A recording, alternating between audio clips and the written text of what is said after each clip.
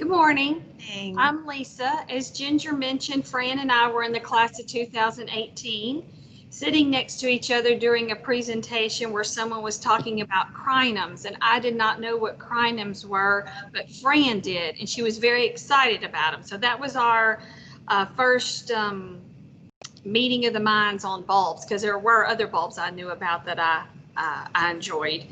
And Fran and I have installed a bulb bed with the help of some other master gardeners at the Discovery Garden, and that bed features plants that we'll be talking about today. Fran, did you want to add anything? I'm just glad that you're all here, and we're here to discuss bulbs today. We have a lot of interesting things to tell you about bulbs, but if you have any questions along the way, we will be answering those. We will try to answer those. And there's our first slide of bulbs. Oh, wait, wrong kind of bulbs. Okay. All right, now Lisa is going to give you a little history of bulbs that she found a lot of interesting information. Plant bulbs. Yes, plant bulbs, the history of bulbs. I had never thought much about plant history until I read a book called 50 Plants That Changed the Course of History. And in that book, there was a chapter on tulips. Tulips are from Persia, which is now Iran and Turkey. They were introduced in Europe in the 16th century, and a whole futures market developed around tulips. They were the symbol of the aristocracy because of the cost. They were very costly, and they were traded on the London Stock Exchange in 1636. There was a tulip called the Viceroy tulip, which sold for 4,600 florin. And I tried to get the equivalent in today's US dollars of florin, and I wasn't able to do that. But at that time, when it was selling for 4,600 florin, the average wage was 150 florin, and a very nice house was 5,000 florin. So you can think about that in today's terms. Another bulb with an interesting history is a Narcissus. It's a spring blooming perennial. It's in the Amaryllis family, and it's a symbol of spring in many places. It's found in countries bordering the Mediterranean, and it was popular in poetry and literature in the 1800s. The name origin, Narcissus, is linked to the Greek word for intoxicated, narcotic, and the myth of the young Narcissus who fell in love with his own reflection. It was popular in Europe after the 16th century and an important commercial crop in the Netherlands. It was used in ancient civilization medicinally and botanically, and currently it's used in the production of a drug for Alzheimer's. The Nerine lily, also known as a Guernsey lily, has an interesting history. In 1652, the first 500 colonists arrived at Table Bay, South Africa, to join a new settlement established by the Dutch West India Company. There were 2 gardeners that were sent to grow fruits and vegetables and to collect any wildflowers that they thought might be valuable to the Dutch back at home. They were very successful. Years later, crates of Nerine lilies were among a cargo ship headed to the Netherlands. However, the ship wrecked in the English Channel off the coast of Guernsey. The bulbs washed ashore and took root in the sand. They spread inland over the years and ended up in the London flower markets and became known as the Guernsey lily. And it was believed that Japan. It wasn't until 100 years had passed until the error was realized. Kew Gardens in England sent Francis Mason to South Africa in 1774, where he saw the Nerine lilies on the slopes of Table Mountain in South Africa. So here's their native area, and there's Table Mountain in the background. Dahlias also have a kind of a soap opera story to them. They originated in the mountain ranges of Mexico and south to Colombia. The Aztecs brought them into gardens. They were used as medicine and fodder, with the Aztecs before the Spanish conquest. In 1789, seeds were sent by Vincent Cervantes of the Botanical Gardens in Mexico City to his friend Abbe Carnelis at the Botanical Gardens in Madrid. Abbe named the flower after his friend, Swedish botanist Dr. Andres Dow. Plants were introduced in Europe not for the flower, but for its edible root as an alternative to potatoes. They were eaten in France and parts of the Mediterranean, but they weren't adopted as a staple food product because of the peculiar sharp flavor. The plant became popular because of Princess Josephine, the wife of Napoleon Bonaparte. She kept it in her garden in Malmaison near Paris. She grew dahlias and guarded their roots and refused to give any away. Well, her lady-in-waiting, Countess de Bougainville, wanted to grow them herself. So she conspired with her lover, a Polish prince, to offer money for the tubers. The gardener deceived Josephine and sold 100 plants. When Josephine found out, the gardener was fired, the lady-in-waiting was banished, and Josephine lost interest in the dahlias. Lady Holland was married to the ambassador to King Philip of Spain, and she is credited with introducing the dahlia to Britain. She saw a dahlia in bloom in Spain and sent the plants back to Britain. Nurserymen began experimenting with its form. Now there are more than 10,000 varieties available. In 1927, F.F. Rockwell reported that dahlias ranked in the leading position of bulbs grown in America. And this is the last piece of history, the Easter lily. Fran and I love this story. Plant hunter E.H. Wilson is credited with introducing the Easter lily to America. In March 1910, he left Boston for the western border of China near Tibet. He reached Peking in May. He navigated the Yangtze River 1,800 miles, then up the Min River another 250 miles until he reached no man's land. After gathering supplies, he traveled another 7 days and set up camp. On the 8th day, he began collecting bulbs. He collected 6,000 to 7,000 bulbs, encased them in clay, packed them in charcoal, and sent them to America. On the return trip, there was a rock slide down the hillside, and Wilson hit his leg and broke it in 2 places. Here's the mountainside where he was collecting the bulbs. Here's Wilson, and here's the sedan like he was riding in. He lashed his leg to the sedan chair and reached a missionary post 3 days later. He made it to America a few days before the bulbs. Bulbs were planted the following spring, and since then, millions have been raised and planted. Wilson was known as Lily Limp after the fall and the injury.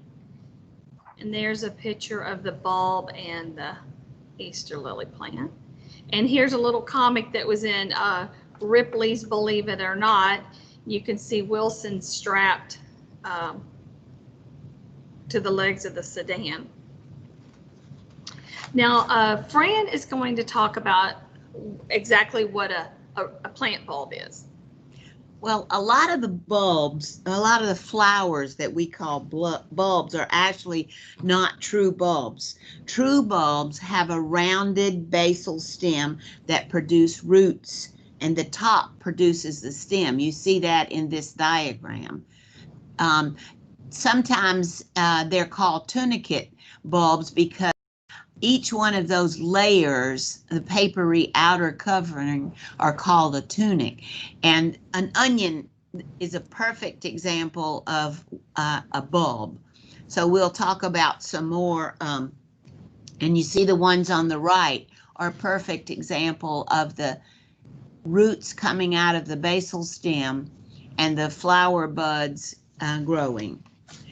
Other plants that we call bulbs, one of the primary ones is called a corm, and a corm is just this huge storage container. It's a swollen base that doesn't have the rings, the tunicates like the true bulbs. It's a solid food supply, and as the plant grows, it consumes the food and the corms shrivel up. You can see in this diagram, in this picture, how the corms from the previous years have been shriveling up.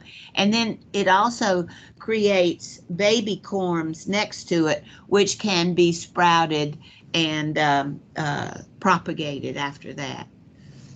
Another type of bulb that's actually a rhizome they're thickened stems that run horizontally. You see these iris bulbs are barely covered by the soil because they are rhizomes. They do not like to be covered completely. That's something good to remember if you have them in your yard. Iris rhizomes have a heel and a toe. You see the picture on the right. The end that the fan grows from is the heel, and the fan grows outward away from the toe. So if you have a small bed and you want them to grow a particular way, that's a good thing to remember.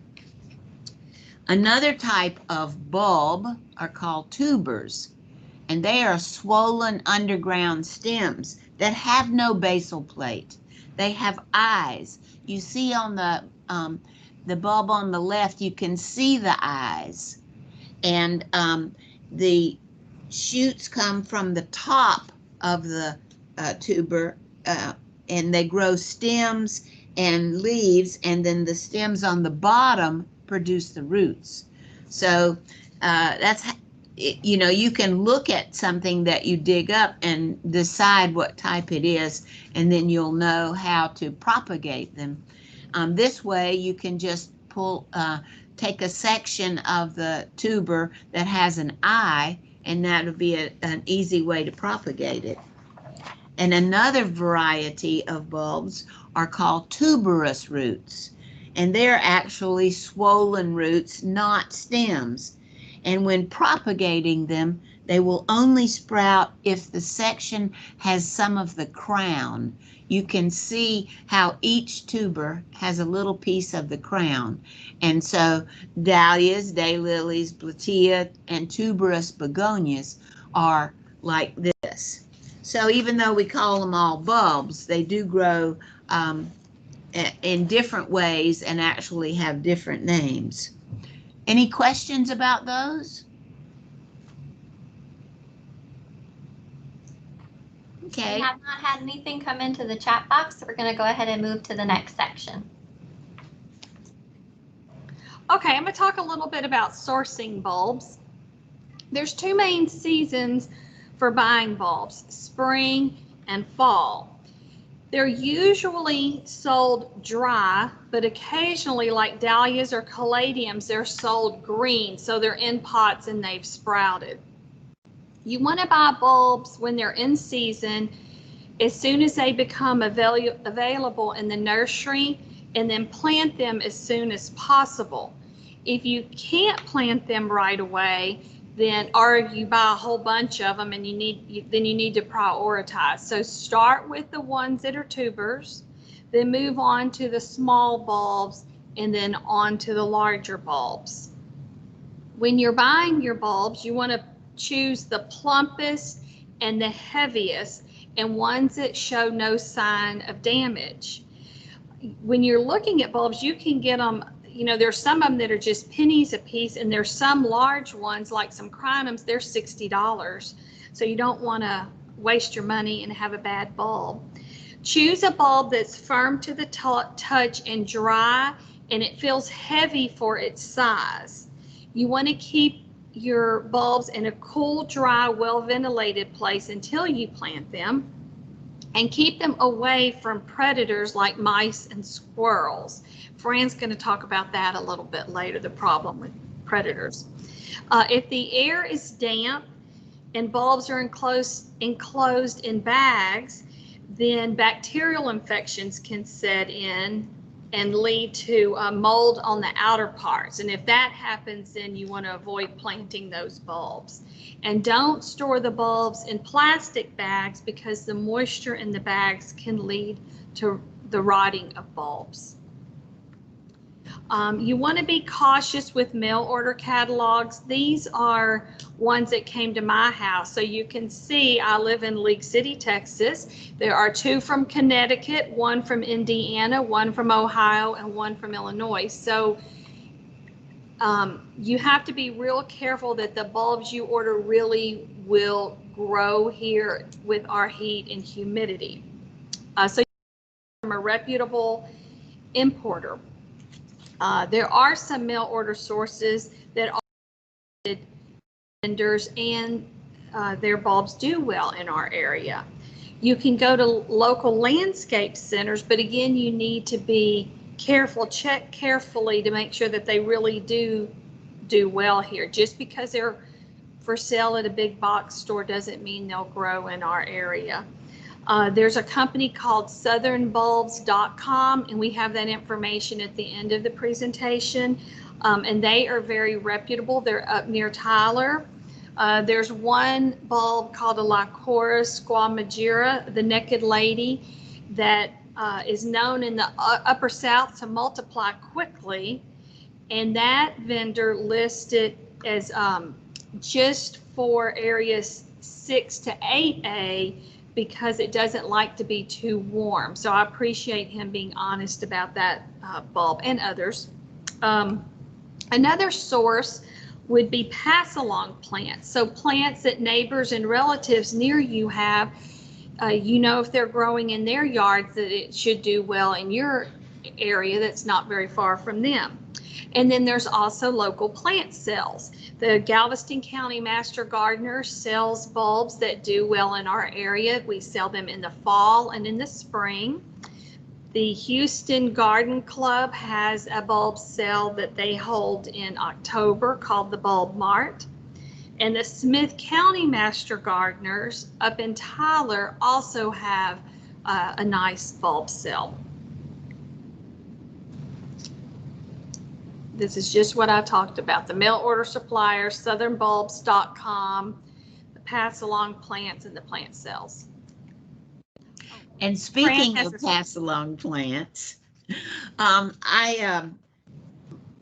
growing up, my mom always had these gorgeous purple irises, and I found out that they came from my daddy's family, and actually my great aunts told us about when they were little. The house they lived in was surrounded by bulbs and other flowers, and we found this picture left of this old Queen Anne house. Those are my great aunts who were born in the 1890s, and you can see how many plants you see. And then down on the lower right is my my house, my mom's purple irises, and they were passed along and passed along and passed along. So from the 1890s to the 1990s, those were great bulbs. So that's a wonderful way to achieve the same beautiful bulb that's been out there forever. So that book, Pass Along Plants, is in our bibliography at the end as well. Now, Lisa's going to talk to you a little bit about forcing bulbs. Okay, so on forcing bulbs, I first discovered that process back in 1989. Stewart, because she's real big on forcing them for the holidays. Actually, all bulbs can be forced, and it's just that the Amaryllis is the easiest to force because it doesn't need to be refrigerated. You can also, after you force the Amaryllis, you can move it outside to your garden. Daffodils, paper whites, crocuses, they can be planted outdoors after they're forced also. You can also force hyacinths and tulips, but they won't do well out in Galveston County. So all those that I mentioned, the daffodils, the paper whites, the crocus, the hyacinths, the tulips, those need to be refrigerated 10 to 12 weeks before you force them. The Amaryllis is the only one that doesn't need to be forced, doesn't need to be refrigerated. These are some antique and new forcing vases that are fun if that's your thing, but you can also make your own forcing vases. This is like a vase left over from the florist, and here's some baby food jars. If you want to force your bulbs, then what you want to do is keep the bulb out of the water. Just the bottom basal plate is what you want to have contact with the water so that your bulbs don't rot. So this is a good picture showing how to keep it elevated. Here's a closer view. You can also put some pebbles in a jar and then set the bulb up on top of that, and then put some water to the top of the pebbles. I read an article titled Sex, Power, and a Flower, and it was about Madame de Pompadour, the mistress of Louis XIV, and hyacinth was her favorite flower. She had them planted in the garden of Versailles in the spring, and the rest of the year, the article said they bloomed in every room of the palace in crystal hyacinth vases, and there's over 1,000 rooms at the Palace of Versailles. So I thought that was interesting. That's a lot of hyacinth bulbs. Fran's going to tell you about this little flower. Many years ago, my mother-in-law gave me a clivia plant that she had had indoors, and she divided hers, and I had it in my home in a pot indoors. And I found out that you can grow them outdoors, so I just went ahead, hers never seemed to bloom, and I just went ahead and put mine outside. And lo and behold, about 6 years after she gave it to me, I had this gorgeous flower in the lower right-hand corner of your picture. And I found out a little bit more about it. It turns out that clivia does not bloom until after about 6 years of it being planted. So now I am very lucky that I get blooms a lot. The big planting of clivia under the tree is not mine, but I hope one day to have it like that. I wanted to mention, going back to the forcing of the bulbs, you can do them in water, you can do them in petals, but with pebbles, but you can also put them in a pot with some potting soil and just bury it about the bulb about 1/2 or 3/4 of the way deep with the neck sticking up. So you can also just put them in the soil and in a pot. Now we're gonna, any questions about the topics we've just covered? We did have a question come in, and someone wanted to know why bearded irises are so difficult to grow in Galveston. And we have a photo of an iris coming up, and we will talk about that. All right, there you go. We will get to that in just Important to me, too. Yeah. Let's talk a little bit about landscaping with bulbs. Before planting, Lisa has mentioned many of these things. You have to think ahead, and you want to visualize so that tall flowering bulbs don't block the little ones when they finally come up. But think about the sun in your yard and the shade and colors and heights, and you want it as a fill, you want it as a border, all of these different things. And I included that book in this because this book is about maintenance. It's by Skip Richter, who is a Texas A&M horticulturist, who is a county agent now, and he presented to our Master Gardener certification class. And this book is wonderful because it tells you month by month and doesn't let you forget things that you need to be doing.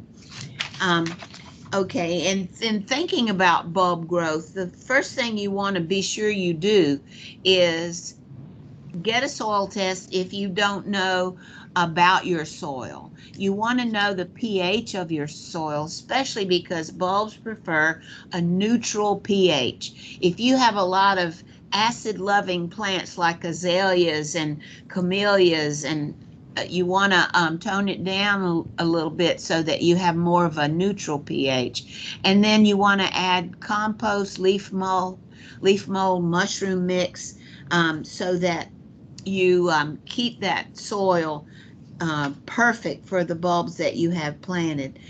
Spring planting, the bulbs that bloom in the spring, you're going to be planting them in the autumn, and then bulbs that bloom in the summer, you want to plant them after the last frost when your earth has warmed up a little bit. You might also consider annuals as a little cover until your bulbs bloom, or as an underplanting. And then some guidelines. For true bulbs, the pointy end goes up and the rounded end goes down. It's easy to say that, but sometimes it's hard to tell. You want that basal plate that the roots are going to come out of underneath, or if you have any stems pointing up, coming up that you can see, then you want to plant those like that. But sometimes if you can't see it, the bulb will actually do a turn and recover from being planted incorrectly.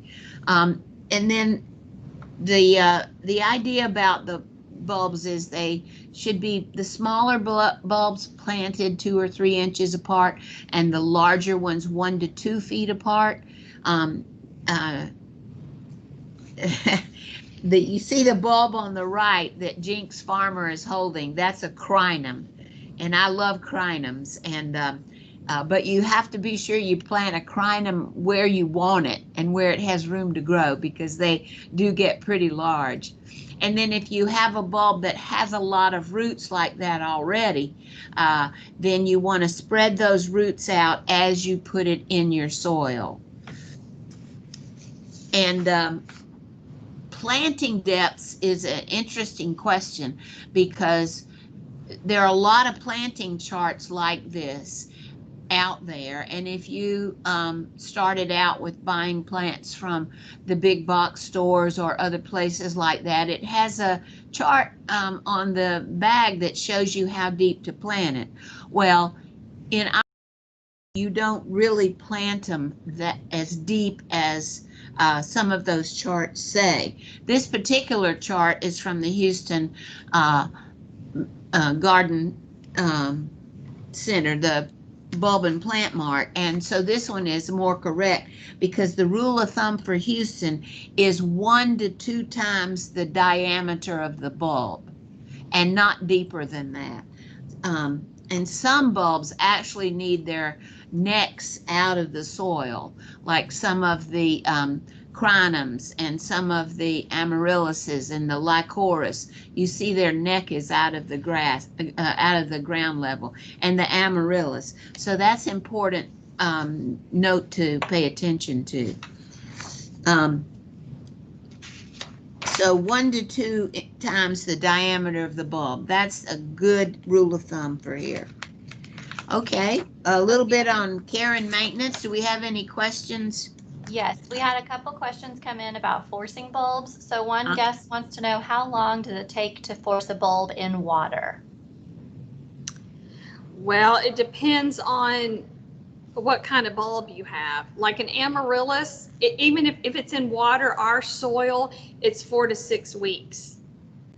So it's going to depend on your bulb. It depends too on how warm it is in your home. But I would say 4 to 6 weeks on an amaryllis, and then that's about the same on all of them. But I'm not an expert on that.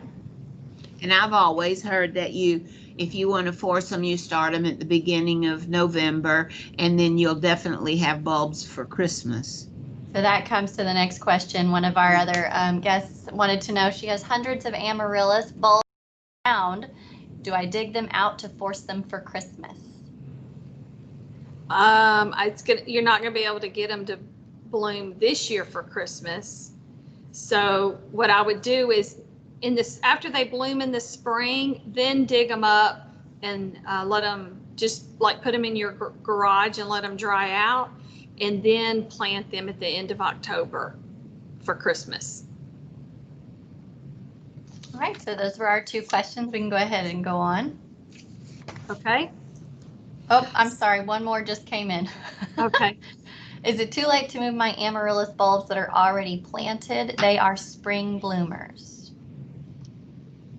Well, when you usually plant, yes, you would move them now, because you transplant them in the off months, half a year from when they bloom. So yeah, this would be a good time to move them if they're already out there. Just don't wait too long. December.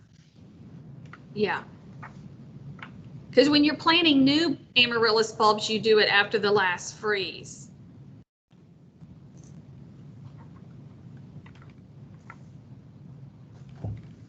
Okay, that is it. How do you force amaryllis if cold is not needed? Oh, you're going to force them indoors? You can either put them in water or the pebbles or soil, and put them in a nice warm spot and give them a little bit of sunlight, and they'll take off. Just water them when they're dry. They're easy. Amaryllis are the easiest bulbs to force. Okay. Thank you for that, and we'll go ahead and go on with. Okay, we're going to talk about naturalizing. So naturalizing just means the plants produce new foliage and they bloom each growing season. So they will grow and reproduce and spread on their own in your garden without any help. You don't have to plant seeds or anything like that. They'll just make their own babies out in your yard if they're happy. So what you want to do is, after the plants bloom, you're just going to let the plant die back naturally. It can be a little unsightly because it's going to get brown and die. So you may, that's one thing to think about when you're planting your bulb. Do you want it right in the center because it is going to die back, or do you want to move it back a little bit so you can have some annuals concealing the brown leaves as they die? You don't want to tie up the leaves. I have seen that in an article on occasion. People will tie up the leaves so it looks a little tidier, but when you do that, you reduce the surface area, and then the bulb can't produce as much food as it would if the leaves were just left unattended. So after the flower blooms, and you want to let the foliage yellow prior to removing it. The longer the leaves stay, the more nutrients it can direct down to the bulb. And then when the foliage has turned yellow or brown, then it can be cut off. Just be careful not to damage the bulb when you're trimming it. On drainage, most bulbs prefer well-drained soil. The exception would be Siberian iris, Louisiana iris, some calla lilies, and a few others. So you need to check your drainage before you plant because you don't want your bulbs to rot. So an easy way to check for drainage is to dig a hole 2 feet deep, the width of your shovel, on a sunny day. Then fill that hole with water all the way to the top. And if it's still full of water after an hour, then that's not a spot with good drainage. So plant something else there instead of a dry feet. One thing, if you're going to grow bulbs, some bulbs do need staking. So if you have dahlias, tuberose, lilies, gladiolas, those do need staking. So you can use metal plant supports like you see here in the middle. That's from, these are easy to find like at big box stores. You can use metal rings, which I've also seen mail order in box stores, or you can just use bamboo or wooden stakes like you see here on the left and tie the stalks as they grow. It doesn't look real attractive when you first put the stakes or the poles in, but the foliage will eventually hide them and then it's fine. On taking care of your bulbs, you want to fertilize when the shoots of the bulbs first appear and then after they bloom. So you can use a 10-20-10 or a 5-10-5 that you work into the soil but don't get directly on the bulb. And then don't use a fertilizer during very hot weather or when it's dormant. So in the spring when the leaf tips appear, and then again in early winter. So you want to water more in the summer than the winter, just because it's drier. Mornings preferable. And if it is a dry winter, then your bulb still will need some water. So just keep an eye on things. On deadheading, with some plants, when you deadhead, which deadhead is when you remove the spent flowers from a plant. So with some plants, deadheading encourages more flowers to bloom. That's not the case with bulbs. With bulbs, once the stem has bloomed, that's it. You're not going to get any more flowers. If a pollinated, it will shrivel and make way for a seed pod. That's how it reproduces. And producing the seed pod takes energy away from the plant that can be put into storing up carbohydrates for the bulb for next year's growth. Because what happens is the bulbs, they get larger over time. So the larger they get, then the more they'll flower. And also the cost of bulbs is in relation to the size of the bulb. So you can get a $5 amaryllis that's small, or you can get a $25 one that's bigger. Your small one's going to get bigger. It's just going to take some time. Depends on how patient you are. So going back to your deadheading, the reason you deadhead bulbs is because you want to prevent that seed production to get a bigger bulb. So all the energy goes into storing the food for the next year's flowers. And it also, the deadheading improves the appearance of your plant, just tidies up your garden a little bit. Fran's going to talk about propagating. These are very good pictures to show you how some different bulbs can be propagated. You see in the lower left, it shows the seeds of someone who has decided that they want some seeds from their amaryllis. So you see how large those seeds are, and they are about ready to take so that they can. However, this is a good example of how it will, letting them go to seed like this will not feed the bulb.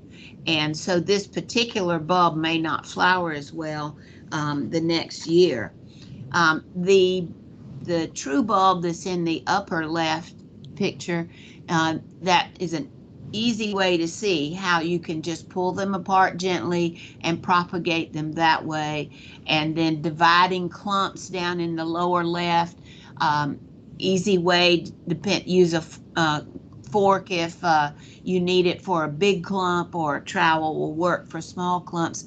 And then in the upper right, it shows you dividing a bulb into many different parts, but you'll notice that each one of those has a little piece of the basal stem. When we were in our Master Gardener class, Dr. Tom Leroy, who is responsible for starting the first Master Gardener programs in Texas, he brought some bulbs for us to propagate by dividing the basal stem.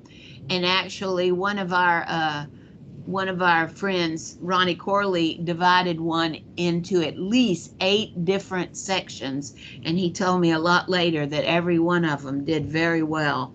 So that's a good example of how to propagate some of your bulbs. And some of the benefits of growing bulbs in this area, or getting your bulbs from a regional salesperson, is because the bulbs in our area don't require the cold spell or digging up in the winter if you want to keep them naturalizing and growing in the ground for a long time. We talked about forcing and how it requires the time in the fridge, but for regular bulbs in your garden to continue growing and naturalizing, you just leave them in the ground if they are bulbs that are grown for our area. The bulbs that we call heirlooms are more resistant to pests and stress, and they need fewer insecticides or pesticides, so they have an economic and ecological benefit to them. And so that's why we like to push those. You see on the left down at the bottom is the beautiful swamp lily, and then some milk and wine crinums, and the beautiful little rain lilies in the lower right. So all of those are bulbs that naturalize, their little clumps get bigger and bigger, and then you can pass them along to your friends, and that's a good way to sort them out. And then some specific advice. Lisa was just talking about when you're planting, and we also had a person mention food that you can give your plants. Well, if you remember, we have NPK designations of how much is in each one of the how much bulbs need to grow, and the P in the middle is phosphorus. And when you're planting a bulb, you want to try to give it a little bit of phosphorus, which is extra food for new tissue. It's good for starting a bulb out. And the most logical thing to use is bone meal, which gives lots of phosphorus. But if you look at this picture, guess who loves bone meal? All the critters, little rodents, love bone meal. And in fact, I have a little pot similar to this one right by my front door that I had some bulbs waiting to bloom. And one day I came home, and on my step was a perfect little triangle of soil, and I looked to the right in the pot, and there was an opposing triangle of soil that had been removed, and there was no bulb left. and I do have lots of squirrels in my yard. So I have begun using superphosphate, which will provide the phosphorus instead of bone meal, since we have so many squirrels in our neighborhood. And you might want to try that yourself if you have a problem with squirrels. Or when you're planting, if you have a big bed, you might want to put some chicken wire down, or other things like that that will keep squirrels out. And then I wanted to also mention that the bulbs we sell in our plant sales are always the ones that grow well in our area. And most of them are perennials that will naturalize in our area. And we had a question about rodents, and the same idea. Rodents also go after bone meal and the more natural types of things that you feed. And so superphosphate would help for that. But also, if you have more rodents, like we do have possums in our neighborhood. And so if I had a big bulb bed of, and worried about raccoons and opossums a lot, I probably would put some type of wire system down, or some of those plastic, the ones that are recycled plastic, they work very well too. But that will help keep them out. And some people have told me that they sprinkle red pepper flakes on top of the soil, and some animals, or rodents or squirrels, don't like that, their little paws on that, and they can smell it and they stay away from your bulbs. So you might try that and let us know how it works for you. Any other questions about this section? Okay, now Lisa wants to start us out on some easy to grow bulbs for our area.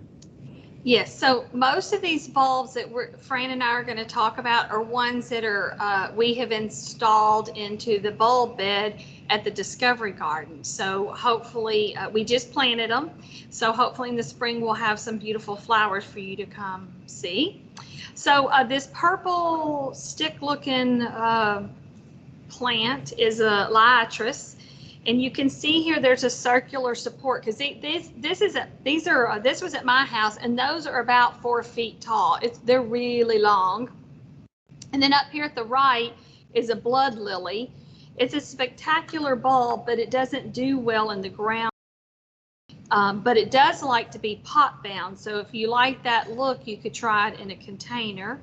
And then down here on the right, this is called a swamp lily, or a ditch lily, or a spider lily, and they are found in roadside ditches. And this particular one's not going to be in our bulb bed, but it is in the bog garden out at the Discovery Garden.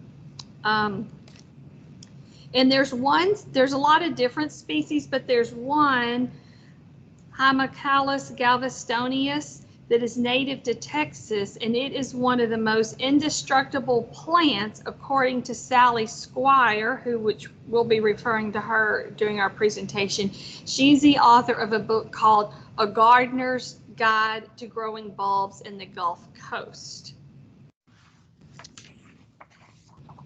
So Fran's going to start us off with the orchid pansy. Here's a flower that you see quite often, and they're akin to African violets, but they're more mounding and cascading, and they're a rhizome. They're a really nice bulb that can be used as they bloom in the summer and the fall, and they're sort of a nice cover for when you're letting other bulbs be feeding their own bulb or whatever. They do like a little bit of shade, and you sort of have to keep them moist. So one that will do well in an area like that. Achaemenes,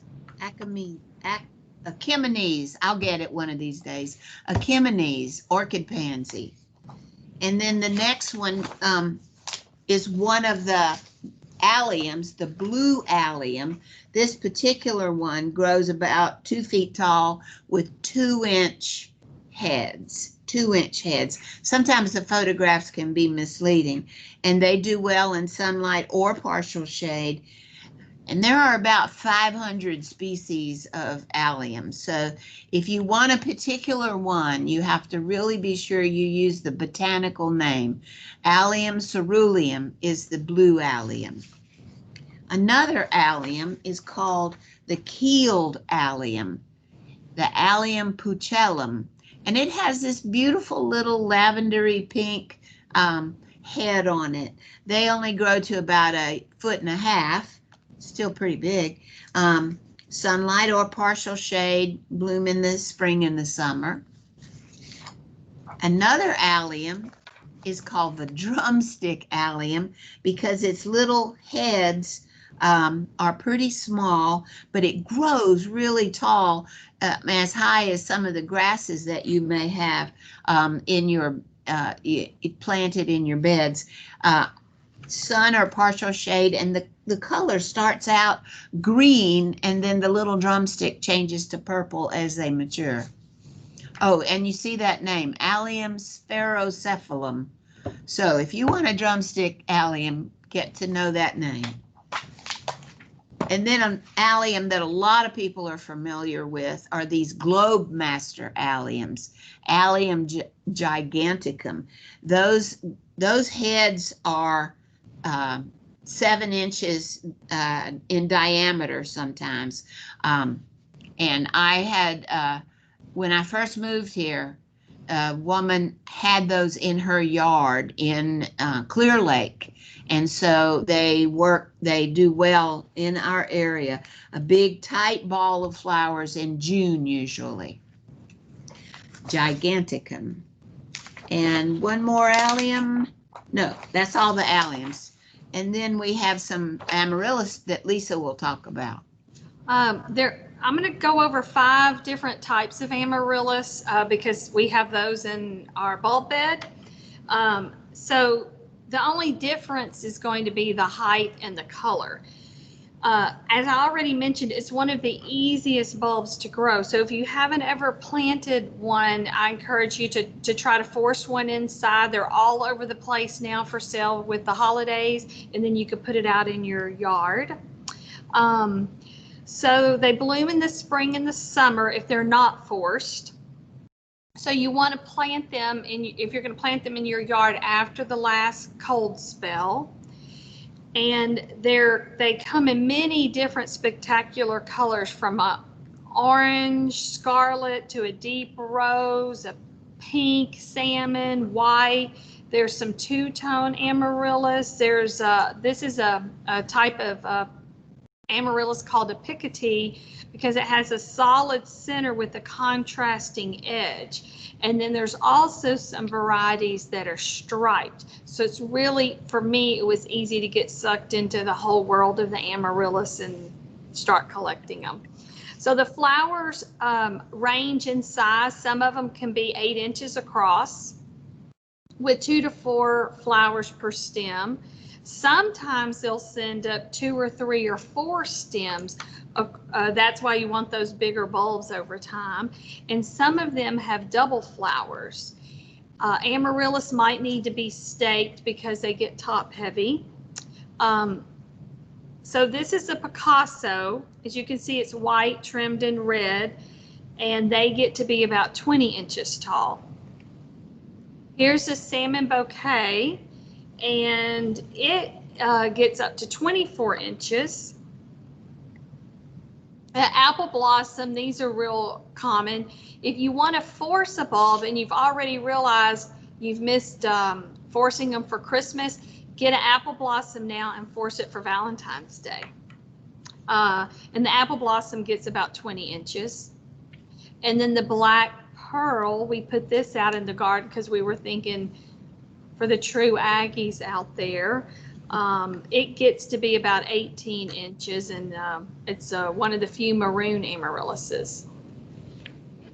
Here's your timeline of planting and blooming your amaryllis. So when you should plant it. So today's December the 1st, then it would bloom January 7th through the 28th.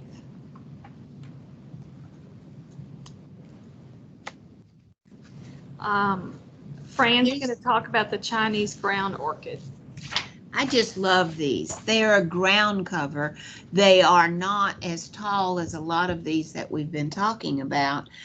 They bloom in the early spring, and really they're a harbinger of spring.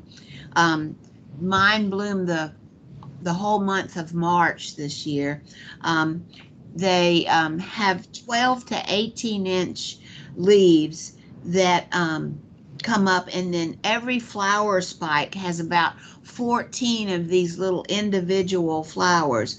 They're only 1 or 2 inch size flowers. And if you'll notice that it's called the Chinese ground orchid, but its real name is Bletilla striata. It is not a true orchid. And if you read the last issue of Gulf Coast Gardening, Pam Hunter wrote a wonderful article on the ground orchid, and she made a specific mention to remind readers that even though they look like a normal Cattleya orchid, these are terrestrial orchids, and so do not use the soil mixes for true orchids. This Chinese ground orchid just needs our regular soil for our Texas lawns. A little bit about cut flowers. All of these bulbs, I think all of them, do really well as cut flowers. Alliums specifically, all of them can do well in cut and stay very nice. Crinums do that too. I want to mention, someone asked about full sun for the ground orchid. Yes, they need mostly morning sun, but they do like they'll shade, but not full sun. Morning sun is where I have mine, but they do like that afternoon shade, especially in our area. Also, I want to start talking a little bit about crinums, since I love them so much. We have the J.C. Harvey planted in our bulb bed, so we're looking forward to having this. Crinums range from pure white to dark pink, and some have stripes. Now, crinums love full sun, and most of them will grow for you extremely tall, some of them even up to 5, and we heard the other day of somebody who has one that's over 6 feet tall. The flowers are big, beautiful trumpets, and they bloom anytime from mid-spring to the last frost. But mid-spring to summer is their time, and most are rebloomers. That they have big bulbs, so they keep feeding those flowers, and they keep flowering. There are about 130 species of crinums. And the next crinum is one of my favorites. It's called the Ellen Bosanquet. And although I love French, I understand that the Florida family who developed this one pronounced their name Bosanquet. And it's not the largest crinum, but it is very large. I have in my yard another crinum called Queen Emma, and the blossoms on it rise above my 6-foot leaves, and so the blossoms are probably 7 feet, and sometimes even larger than that. I see one of our people mention theirs has gone up to 8 feet. But it was a little bit too large to put in our bulb bed. But we did put an Ellen in there, so that we will have one of those larger ones to show you how big they can get. Another crinum that we see often in Houston and this whole area, I mean, is the milk and wine. These are old crinums that are often seen in old farms. One of the bulb hunter fellows, Chris Weisinger, we'll talk about him. He goes around hunting for old farmhouses where the farms are gone now, but the Crinums are still there. And milk and wine is one of his favorites. And Greg Grant, another wonderful person in horticulture in this area, who is the agent up at Smith County and writes for Texas Gardener and such, says that this is one that reminds him of his grandmother, because his quote is, "The Crinums bathed us in their perfume while we rocked on the porch swing." So, you know, those bring back real good memories for a lot of people. So it's nice when you find a beautiful flower that has such a great fragrance. Another flower that does well that comes from a bulb is a Montbretia or Crocosmia. They actually came from Africa, and they grow to a good 2 feet tall and bloom all summer in the full sun. You plant them at the same time as caladiums. So after the earth has warmed up and they have that warm soil to grow. And you see how they bloom from one end of the stem to the other. I'd like to talk a little bit about crocus. There's a spring crocus and a fall crocus, and this is Crocus vernus that blooms in the spring. The spring, you know, it's another harbinger of spring. They're very little 2-inch flowers, and they only grow to about 6 inches high.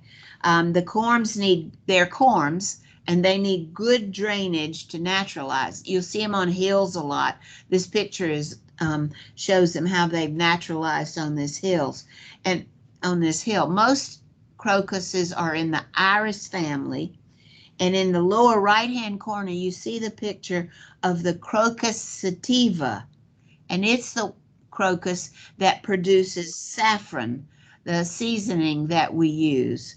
In the next picture, you see the fall crocus or autumn crocus, and you see it has a different botanical name, Colchicum autumnal.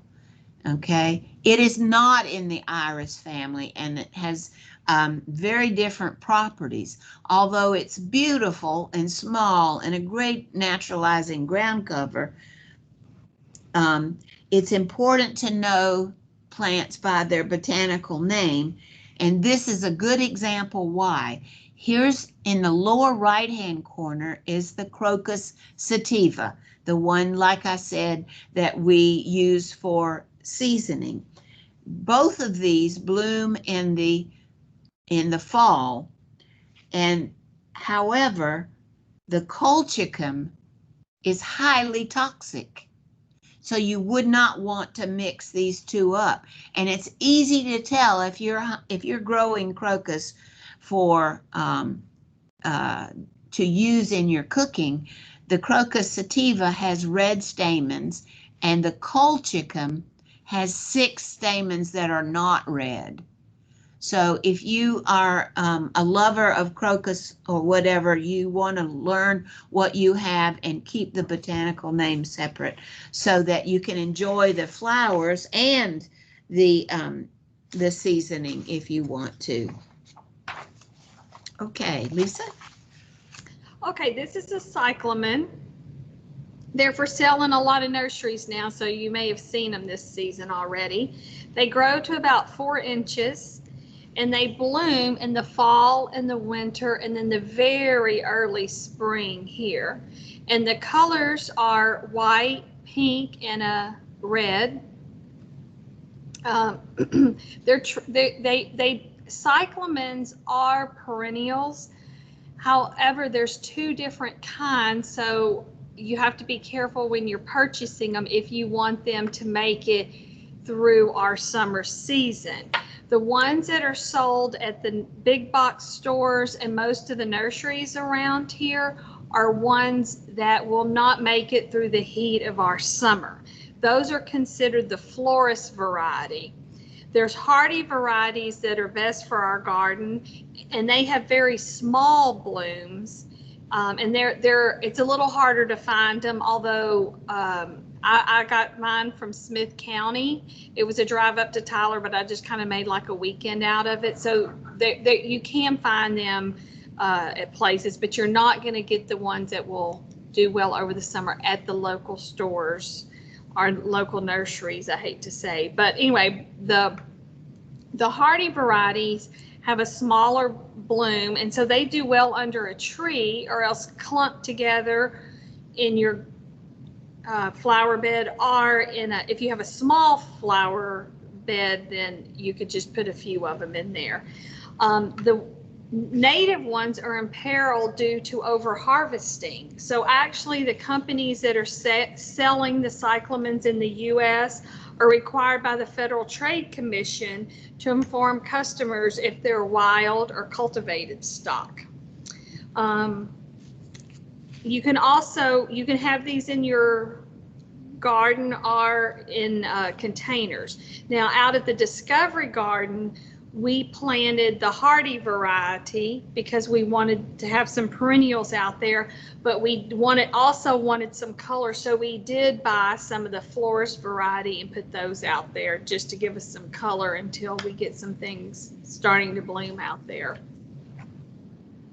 Dahlias are, as I already mentioned on the history part, there's many varieties of dahlias. They can grow in height from 1 feet to 7 feet. They bloom from June to November, depending upon your variety.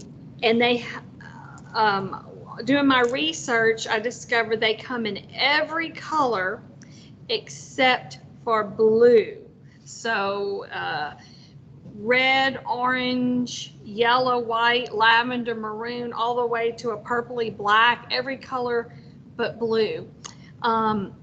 Dahlias are classified by the shape of their flower.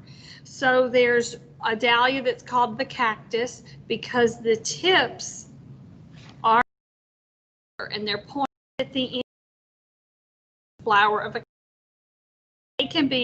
Those flowers can be 4 to 10 inches wide.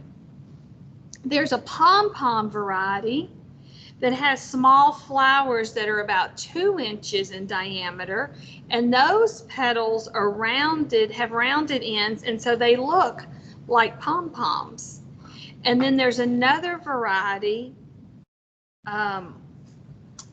called it's actually not a variety, but it's the way some people refer to it, called a dinner plate, because the flowers can be 8 to 12 inches in diameter. And then there's other classifications based on how the dahlias look like other flowers. So there's a water lily, a peony, an anemone, an orchid, because those are the plants that they resemble. So you plant dahlias in February to April. They require a full growing season before they bloom. They like morning sun and light afternoon shade, and they need good circulation or they'll mildew here in our area. This is another plant that you have to be careful when you purchase them, that it is one that will actually in our area. So some that do well in our area are called Jersey's Beauty, Prince Noor, Juanita, Kids Climax, and Thomas Edison. When the tops are yellow, then you cut the stalks back to about 6 inches from the ground, and then you mulch heavily. So these are really beautiful flowers. Just be careful you get some that can withstand our heat and humidity, so you're not disappointed. Now this is another fun bulb, the pineapple lily, because of the unusual flower spike. It looks like a pineapple. They're clustered with 1 to 2 inch greenish white star-shaped blooms, are purple. And then they have a little tuft of green up at the top. So they look like a pineapple. They're a good border plant, are grown in a container. There's some varieties that are tall and wide, so they need room in your bed, and then there's some that are a little smaller and petite. They're native to South America, so they go dormant in the winter, and so you might need to protect them from freezing if we're going to have a little extended cold spell. They bloom in the summer, and so as I already mentioned, they have white and green, but there's also a purple. There's white and pink. There's also green and pink, and you want to plant it in October. Now, this is one, I have two of them, a larger one and a smaller one, and both of them I bought at nurseries, and they were in the green stage, so they were already in pots growing. And we do sell that pineapple lily at our plant sales when we're able to have those again. Okay, I want to talk a little bit about irises. We had someone ask us earlier why irises don't do well in this area, and that fact disappoints me quite a bit, because bearded irises were always my favorite plant. Just like I showed you the dark purple pass along purple irises of my mother's, those were my favorite, and then I loved every color and combination. Hard to keep track of how many gorgeous bearded irises, and I brought them here. I brought my pass along irises here, and because they are bearded irises, and I did not know that bearded irises do not do well in Houston area, I lost mine. My sister still has some, so I will get some more from her now that I know how to take care of them. We have the Iris pallida in here, which is a bearded iris, and we thought we would like to try to grow it because of its gorgeous variegated foliage. If you have perfect drainage, you can sometimes succeed with a bearded iris, but they have to have perfect drainage. Their bulbs cannot handle our hot, rainy weather. They just immediately rot. So you can try them if you have the perfect bed for them to keep them high and well drained. And this Iris pallida is worth a try. Other irises that do well here, Lisa mentioned earlier, are the Siberian irises and the Louisiana irises, because they don't mind wet feet. They grow very well in wet feet or feet in clay, or our soil that stays rainy and wet quite often. So there are plenty of irises that do well in this area, just not these bearded irises. But keep a lookout. We're going to try this Iris pallida in our bed and see if we can get that variegated huge leaf to do well.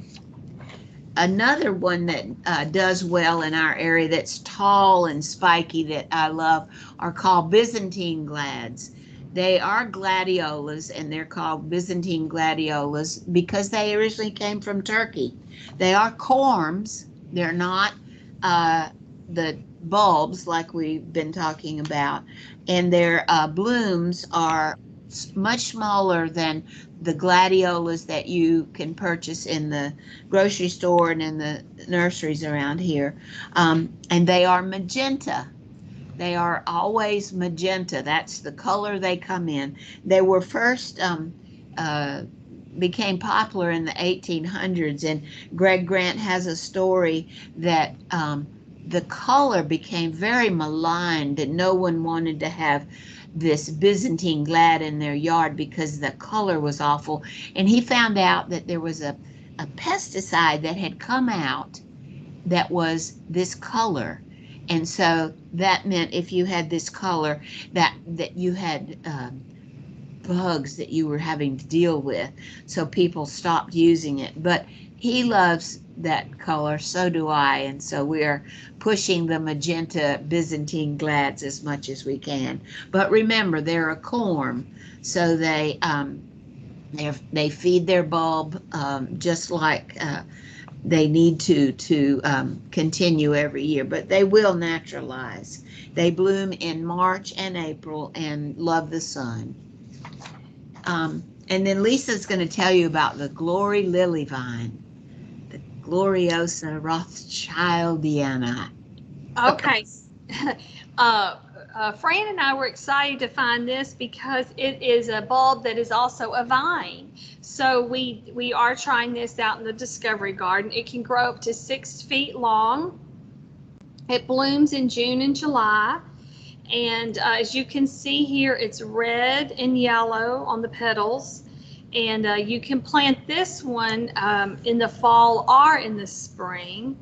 It goes dormant in the winter, but it's winter hardy. This is another one that we sell at the plant sale. It's a little difficult to find, but you can look for some reputable sources. There's a couple of other varieties, but this one is the one that does best in our Texas Gulf Coast. And someone just popped up that her Glory Lily vine is blooming right now. Ooh. So well into fall.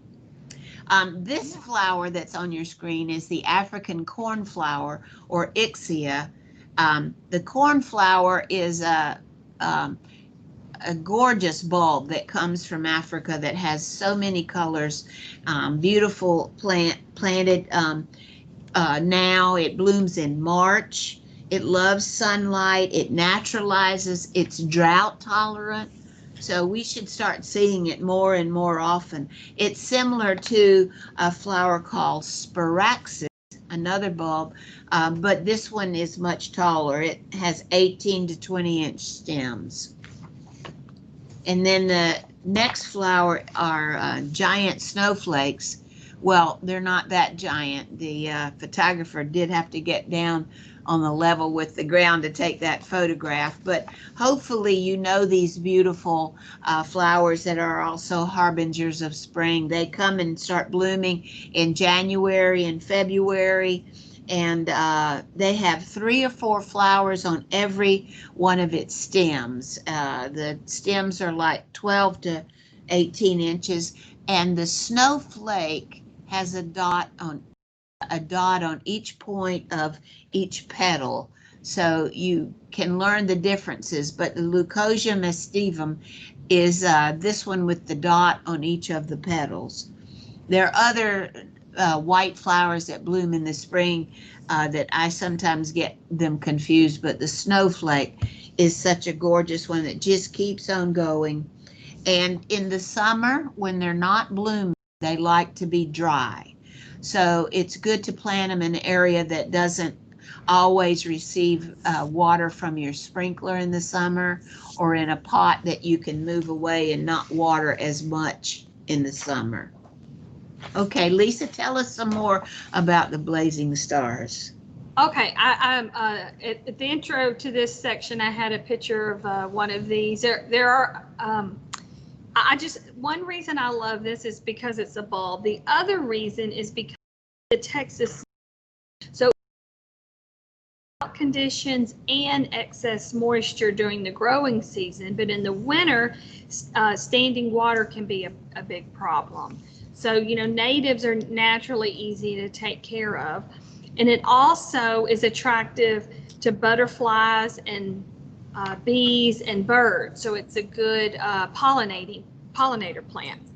And it's low maintenance. It needs lots of sun and well-drained soil. You can mass the corms together in groups of 5 or more, so for a spectacular display. It may need staking. This one isn't staked, but the one that I have at the house I had to stake. And it's interesting because the flowers open from the top stalk down. It can be 2 to 5 feet high, and it blooms in July and August.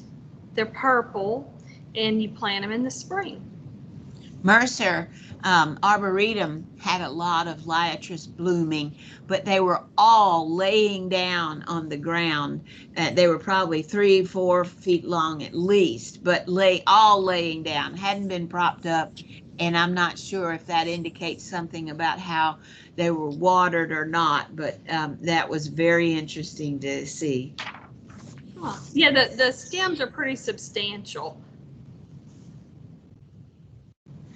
This is a red spider lily. Some people call it a hurricane lily or surprise lily because some gardeners forget they even exist, and then the blooms shoot up 1 to 2 feet tall, and the blooms come up, and then later the foliage. I'm on a group on Facebook on Houston gardeners, and there was one person that had a terrific display of these red spider lilies and said, "What are they? They just came up," because she just moved into the house. So that was a nice little treat for her. So the late summer rains encourage their bloom near the time of our hurricane season. So that's why it has that nickname of the hurricane lily. The foliage follows, as I mentioned, in October after they bloom in September. And then that's 18 to 24 inches or so. They bloom just a few weeks, but then sometimes they won't bloom again for a year, for a couple of years. So they're kind of a surprise plant. Some people say they're red, some people say they're orange, some people say they're a red coral color, but this is a pretty true picture of what color they are.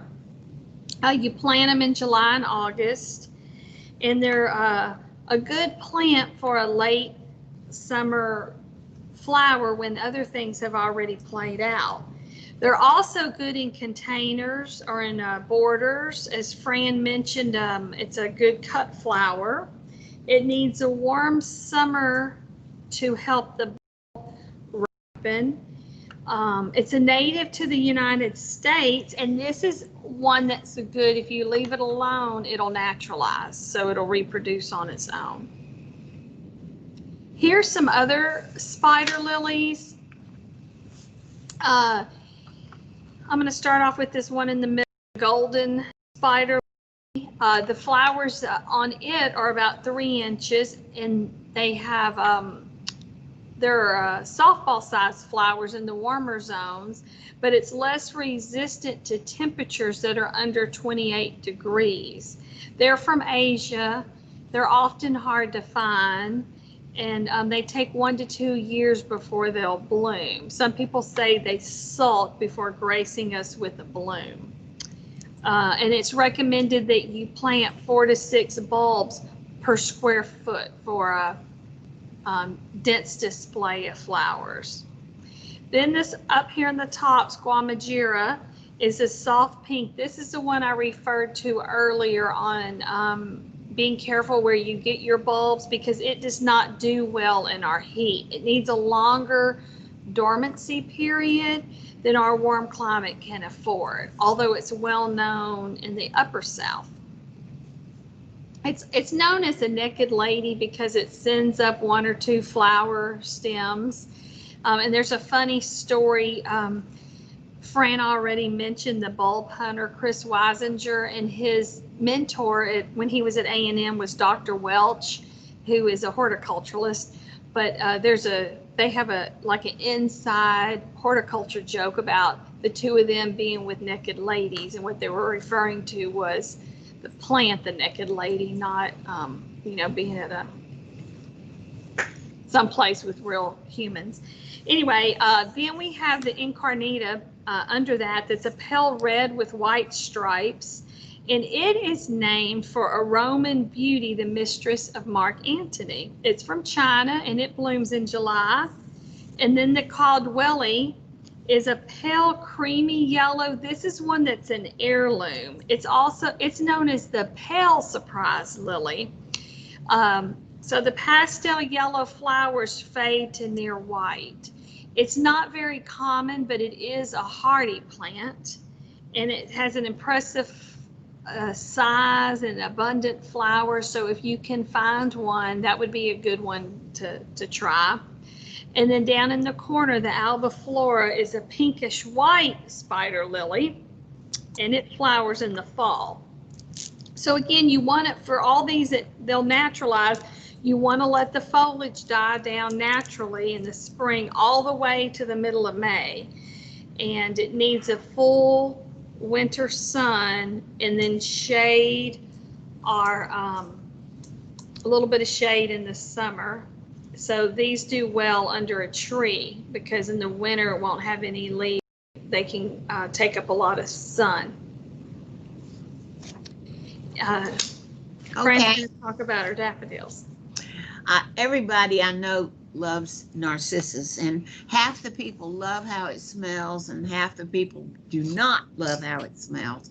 I always loved them, and I have a story because my mom, when I was little, had a bed of Narcissus that came up every spring, and she would, every school day that they were blooming, she would cut one for me, wrap it in a wet paper towel with aluminum foil around it, and I would carry it the 3 blocks or however long it took me to walk to school to my teacher. Whatever teacher I had that year was always so happy to get those, and I just loved the fragrance the whole way. Some people don't agree with me, however. This is another plant that you find blooming around old farmhouses in late January to early February. And they're probably still blooming in that yard that I was a little girl in. Every time they come up, they have just multiple flowers on each stem. This one called Early Cheer is a double flowering form. And there are just so many Narcissus. It's just wonderful to hear them. Narcissus is the actual name of them, and many of the varieties of Narcissus are called daffodils or jonquils, sort of depending on the cup size, the bloom size. On the next screen, we have the Narcissus pipit, and the big picture on the left shows the very small cup. It's also very fragrant. And then in the little picture on the right is the lint lily. Another, I think most people call it a daffodil because it's solid yellow, but look how large that cup is. And that is also one of the heirloom Narcissus that we have. And so whatever they're called, whether they're labeled Narcissus, daffodil, or jonquils, you're going to know that you have that wonderful naturalizing ability and the wonderful fragrance. And some people say that the perfume they give them a headache. Well, that may be, but they are still beautiful. So plant them in an area that you can handle that. But look at the cup size, and that's an interesting thing to watch how they grow and learn the differences among all of them. Okay, Lisa, tell us about. This is a tuberose. We also sell these at our plant sale. They were discovered in Mexico as early as the 1500s and were brought to Europe, and then they gained popularity in Spain. There's a double-flowered selection called the Pearl that's widely available, and that's one we sell. They grow up to 15 inches in grass-like clumps, and then the flower shoots up and it can reach about 4 feet. It's one that also benefits from being staked. And they bloom in July to September, only 3 months after planting, which I like that. And they are white and they are fragrant. And I will tell you, I'm one of the people that don't like the smell of Narcissus, so I do have them in the yard, but I won't force them inside because I don't like the smell. But I do like the smell of the tuberose. You plant them in March, and then again, you cut the stems back and remove that withered foliage after they've bloomed. That's that on the tuberose. Now this, I came across this when I was researching the tuberose. They suggested planting them in strawberry pots. So I wanted to show you, you can, well, this is how you would do it. You'd put a bulb in each of the little sections. The problem with planting things in strawberry pots is getting water to all these little receptacles. So if you take a PVC pipe that someone has drilled holes into for drainage, put that PVC pipe down into your strawberry pot, and then you can just water from the top. Now this is one picture I got off the internet. I personally wouldn't leave that pipe up so long. I'd cut it off flush like this one is. So anyway, it was recommended that you plant the tuberoses in the strawberry pots, but my tuberoses have huge clumps, which I don't think would really work in the strawberry pot, and it may just be because our weather's so warm. So this would be fun to do with some tulips or hyacinths or some other kind of smaller bulb, a crocus maybe. Oh, and let me tell you about oxblood lilies. They're also called schoolhouse lilies. They rise up about a foot maybe, and have the beautiful red trumpet that's about 4 inches long or so. And they are another surprise lily because their foliage comes at a different time than when their blooms come. Their blooms come usually late August, early September, and they stay blooming for at least a month. And they're called schoolhouse lilies for that reason. The fellow who found them during the time of the oil gusher at Spindletop in 1901 was a German plantsman who had moved to Austin. Henry Oberwetter brought back a little black bulb with him from a trip to Argentina. It had a long twisted neck that he thought was unusual, and he planted them because of this gorgeous color. He called them the oxblood, and they just began blooming like crazy. And you see how they are in this grass. And when I first moved to Houston, I went shopping in Seabrook, where they used to have a lot of old antique shops made from these old antique shops from the old 1900s homes that were there. And one of the yards that was across the street from my favorite shop, one day I drove up and that yard was full of these oxblood lilies.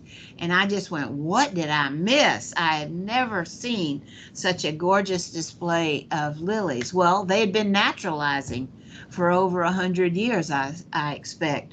And they were just so gorgeous. So even in your grass, as long as you don't cut the grass, you know, when in late August when they first start appearing, then you'll have a beautiful display of the oxblood lilies.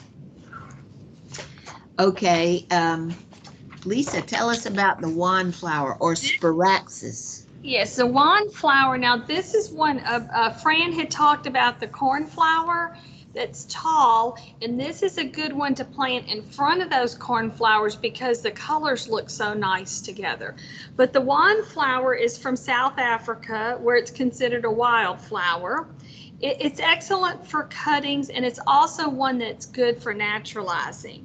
It gets to 12 to 15 inches, and then the flowers can be as wide as 8 inches. So they bloom in March and April for about 6 weeks. And the colors are just so nice. There's so many varieties. There's white, pink, there's yellow, there's lavender, there's salmon, orange, red. And then they have a yellow contrasting throat or a deep maroon contrasting throat. And they're planted in November and December. They're easy to grow, and they're good for beds and borders, but also rock gardens and containers. I just had a memory lapse. Oh, when I got mine, all the colors were mixed together. I haven't seen where you could buy just orange or just pink or just white. You may be able to do that. I just looked for a year or two, and when I was looking, they were always mixed. So that's something if you to think about when you're planning your bed. Uh-oh. Oh, let me tell you what we've learned about rain lilies. I have the Zophranthes grandiflora in the upper left-hand corner that someone gave me when I first moved here. Great big old 3-4 inch flowers, dark pink, that bloom every time it rains. They live up to their name, and I can't force them to bloom any other times. But my mother-in-law had these little tiny little white flowers, and she called them rain lilies. And I was like, what the heck is going on here? And so I learned that rain lilies come in all different sizes and colors. Down in the lower left, you see the little yellow rain lily. The Couperia jonesii and Couperia drumundii, I found out have recently been changed, and they're now in the Zophranthes family, but they are still out there and gorgeous. The two at the top, the Hybranthus robustus, is more often seen in heirloom gardens because they throw their seeds out and they naturalize by whether anybody's there or not. They're throwing their seeds out all the time, and they're you can find them all over the farmyards of early Texas. The Zophranthes on the left do not throw their seeds out. They naturalize just by division, and they're always putting out new bulbs, and they're easy to propagate by their bulbs. So that's two different ones that we have here, and plus we have the yellow, white one.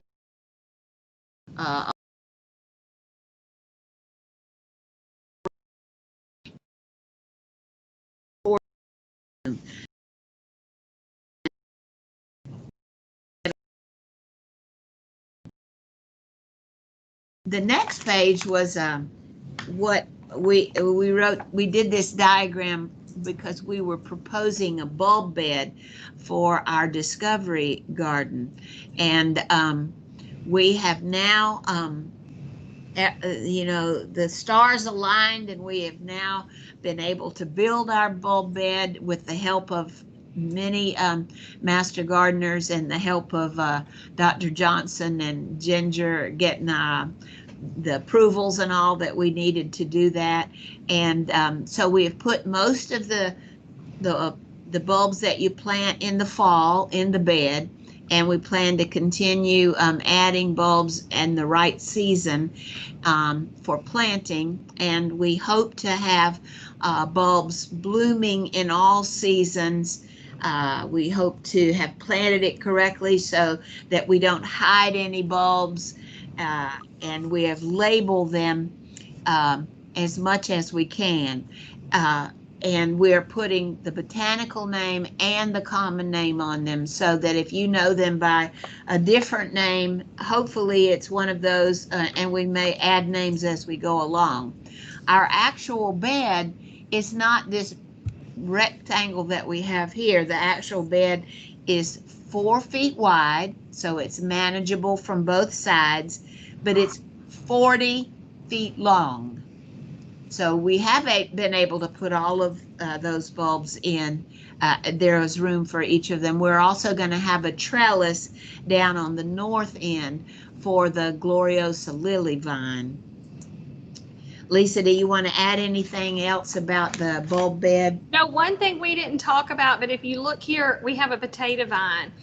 Fran and I were excited to discover that a potato vine is actually a bulb. It's not a rhizome. It's not a bulb. It's a tuber. A form or a tuber? I think it's a tuber, but Anyway, Because it's those you may potato already vine, be yeah. you may already be growing a bulb and didn't know it. Tuber. Okay, we're going to talk a little bit. We have some. We call these our bulb friends, our boyfriends, the three amigos. And Tomball refers to these three men. Chris, but they've all three done a lot for bulbs in Texas, and particularly heirloom bulbs. But Chris Weisinger has a book called The Bulb Hunter, and in it he talks about a senior project he had when he was at Texas A&M where he wanted to source bulbs, and it's Fran referred to him a little bit about hunting these bulbs. So it's a good book, and his business, the southernbulbs.com, is where you can buy some bulbs if you're interested in growing your own.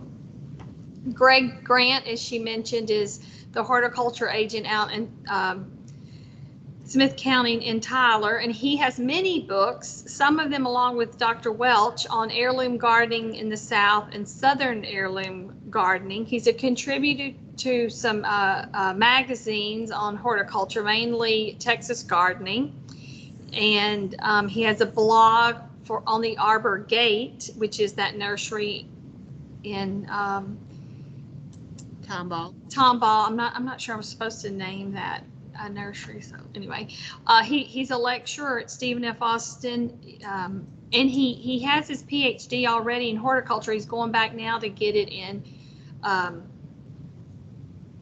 whatever it is for trees. Can't think of that right now. Anyway, and then Dr. Welch is a retired professor from A&M who does speeches at different places on gardening in the South. And here are some of the books that we used, and in the lower right-hand corner is The Gardener's Guide to Growing Bulbs on the Gulf Coast, and right behind it, it says Complete Guide to Growing Bulbs. These books are both by Sally McQueen Squires, which really specifically talks about our area and bulbs. And so that is a wonderful book to get, and tells you everything you need to know. Here in the upper left, there's Dr. Welch in some of his books with a little picture of Chris Weisinger in the middle with the book that he wrote with Dr. Welch, and then Greg Grant on the right with his heirloom gardening book, one of the many things he's written. Down on the lower left is the Pass Along Plants book, which was written by, oh gosh, the name's not coming. It's Felder Rushing. Yeah, Felder. He used to write for Southern Living, and he's hilarious. He combined with Steve Bender to write the Pass Along Plant book, so it's fun to read. And so these are all good books, and they're on the next page in the bibliography if you're interested in getting some of those books. And we've included some others that we love to help you with your planting. And if you're a master gardener interested in these books, because I was just in the library here at the extension office, we have 3 copies of Heirloom Gardening in the South, and that's a good book to read and reference. So do we have any other questions?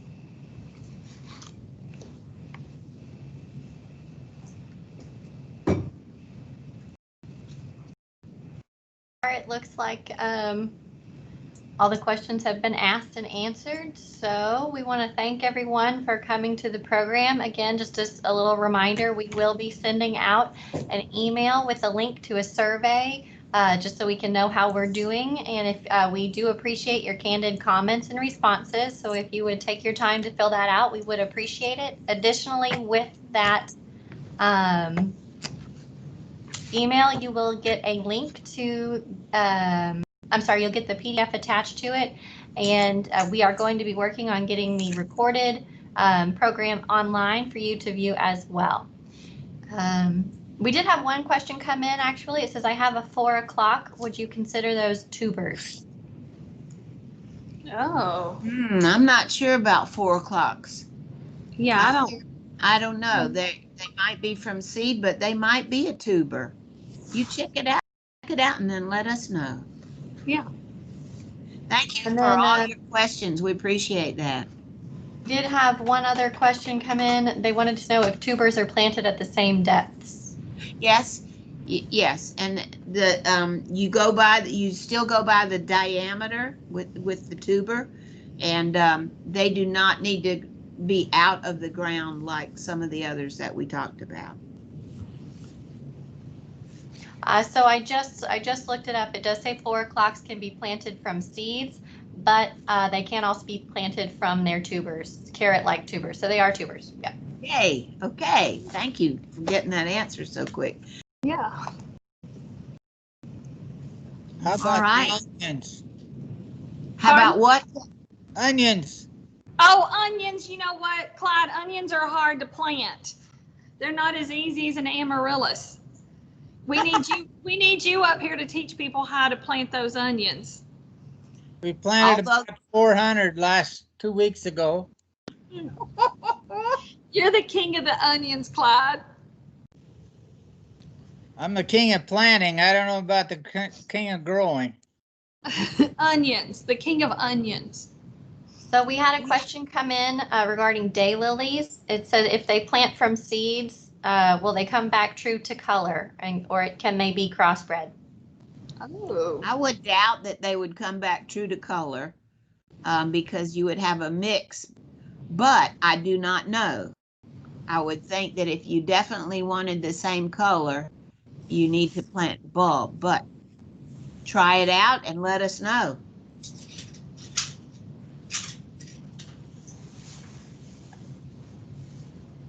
Thank you for joining us today. Yeah. Thank you. Lisa and Fran, thank you very much. We appreciate you all coming in and doing this for us. And Well- thank you to everyone who joined us.